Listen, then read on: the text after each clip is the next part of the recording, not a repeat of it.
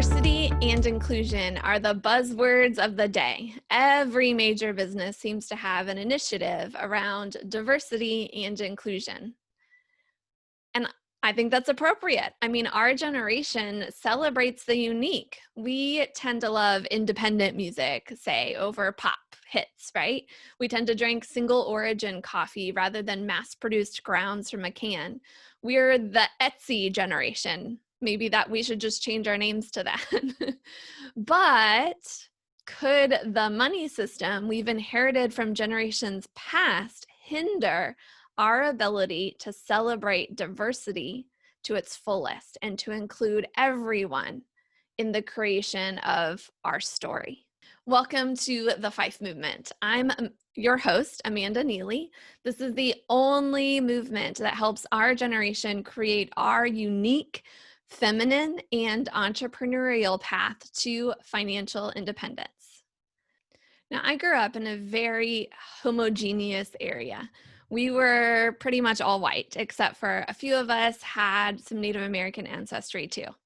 Sure, there were German Americans and Irish Americans, but we were all pretty removed from our European ancestry.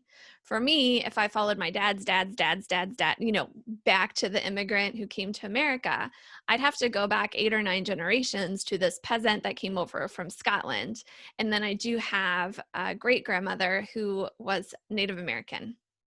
But for some reason, maybe part of my nature, I've always been a fan of diversity.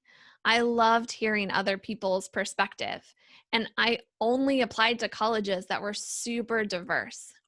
My number one goal when I left to go off to liberal arts college was to learn how I could talk with anyone I would meet about anything that they were passionate about. If I met someone who loved architecture, I wanted to be able to talk to them about architecture. If they were passionate about, marine biology, I wanted to talk to them about marine biology. And during college, I had this really awesome experience to work as a tutor in some of the schools in the surrounding neighborhoods. And what I found there was a very different culture, but there were a lot of similarities to where I grew up. The way that I would summarize it is that the color of the skin was different, but the poverty was the same. What I mean here is that money is the great equalizer. When money became a thing, it got its power by having a standard, right? The sign that would be on it that made sure it wipes out all variations in purity and weight. I mean, think about it. A dollar bill can be freshly printed or tattered and torn from years and years of use, but it's still a dollar. It's still worth the same. To a merchant, your dollar is the same as my dollar, theoretically, but you and I aren't the same. So in reality, it might get treated differently. And because money can be converted into anything else, food, household goods, art, it infects all these objects with the same homogeneity and turns them into simply commodities. I mean, when you and I look at the merchant's offerings, we say, but I could get the same thing somewhere else for a lower price. But she says, no, this is different because blah, blah, blah. And we're skeptical because we're like, there's no difference at all. It's the same thing, and it costs the same amount, or it might cost less somewhere else. Could it be that we're losing whole cultures and struggling to celebrate the diversity within our country because we've given too much importance to money? Sure, it makes everything equal, but at what cost? When all the money and products are the same, does that create an expectation for humans to be the same? Is that why so many get angry when others are different from them? They get, they're used to, getting the same coffee no matter where they are in the country. They're used to getting the same fast food no matter where they are in the country, to be able to find the same big box stores wherever they are in the country. So they think wherever I am in the country, everyone's the same because the money is the same, the businesses are the same, therefore all people should be the same too. And when that's not true, it catches us off guard. And then you think about, right, we started with diversity and inclusion in companies. I mean, workers get paid with the same money, right? I can pay you $1 and it's equal to the same dollar I pay someone else.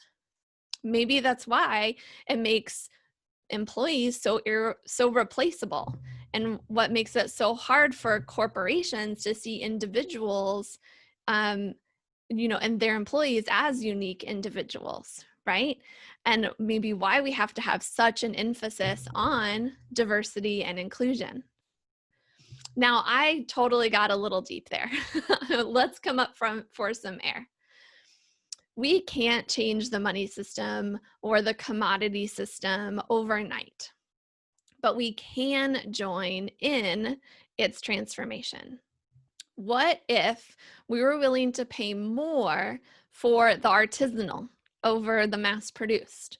What if we bartered our unique creations for others' unique creations?